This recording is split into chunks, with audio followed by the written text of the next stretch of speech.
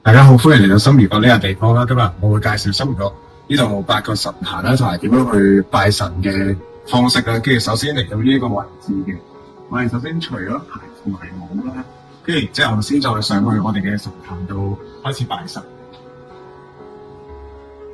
我哋上到嚟2樓啦，我哋拜神之前咧必須要清潔我哋嘅雙手嘅，咁我去洗手先。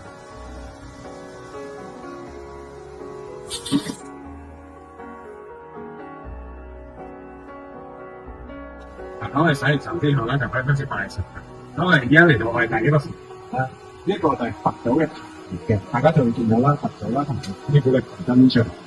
咁就主要求嘅係平安啦同埋健康嘅。嗱，咁喺裝香上面啦，我哋係攞1支蠟燭同埋3支香嘅。首先咧，我係點咗蠟燭嘅頭嘅位置啦。嗱，見佢着咗之後咧，我哋再點尾嘅位置，見到佢溶咗少少啦。然之後就可以點落去呢一個位置嘅。然之後咧，我哋再攞3支香啦，記得確保佢要全部着晒嘅。跟住之後咧，我哋就可以開始。我哋首先會念佛手經嘅。咁我哋咧依家就開始念佛手經啦。我哋需要念3次嘅。南無ทัสสะภะคะวะโตอะระหะโตสัมมาสัมพุทธัสสะนะโมตัสสะภะคะวะโตอะระหะโตสัมมาสัมพุทธัสสะนะโมตัสสะภะคะวะโตอะระหะโตสัมมาสัมพุทธัสสะ。然之後咧，我哋就可以開始許願啦。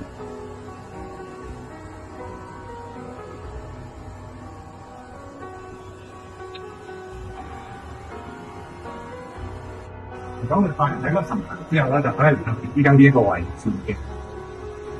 呢個位置咧就係我哋嘅第2個神壇嚟嘅，係主要係拜阿藏德師傅啦。如果你人生啲迷惘啦，或者啲點做咧，你都可以同阿藏德師傅啦嗰啲人哋嘅。然之後咧，呢度都係1支蠟燭3支香嘅。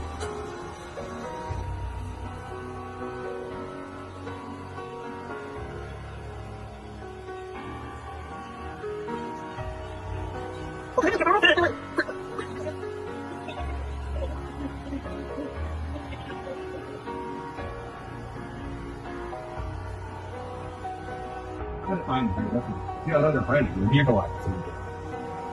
呢一個位置咧就係我哋第3個神壇嚟嘅，亦都係我哋嘅主神壇嘅。大家都見到最大尊啦，就係我哋嘅大金尊神，然之後係4面神像神，咁多係天神嘅。佢哋主要嘅功效咧就係求財啦、工作啦、事業順利等等嘅。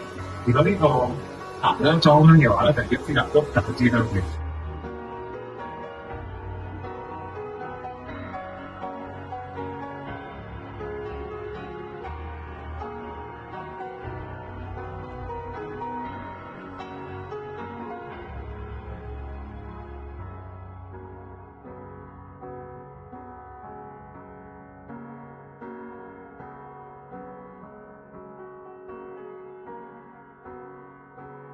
如果我哋拜完第3個神壇之後咧，就可以嚟呢個位置。呢個位置就係我哋第4個神壇。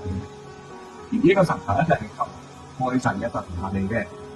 佢顧名思義係求感情嘅啦。除咗愛情之外啦，我哋可以求朋友之間嘅感情、屋企人之間嘅感情、上下屬之間嘅感情都可以嘅。而呢一個壇咧就係1支蠟燭9支香嘅。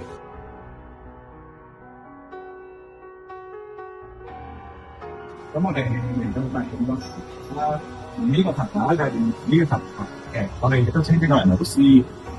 所有師傅啊、和尚學習法術之前咧，亦都要向佢學習嘅。如果我哋人生路上有啲咩迷惘或者唔明啦，亦都可以揾老師去指點嘅。呢一個壇咧就係1支蠟燭3支香嘅。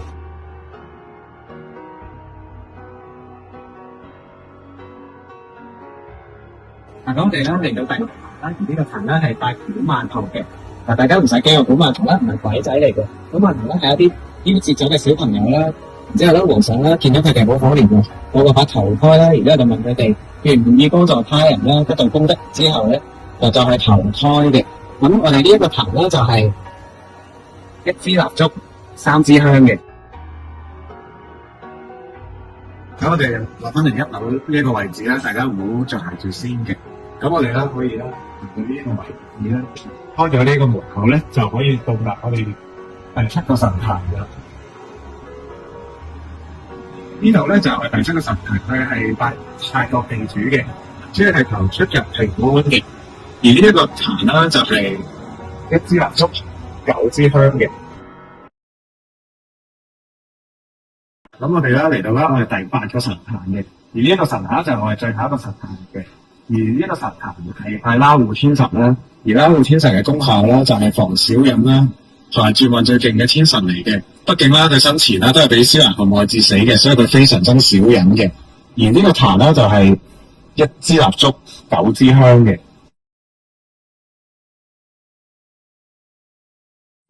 我哋裝香個片段已經完咗，好多謝大家咁用心睇到最後，我哋都歡迎大家多啲過嚟拜神裝香。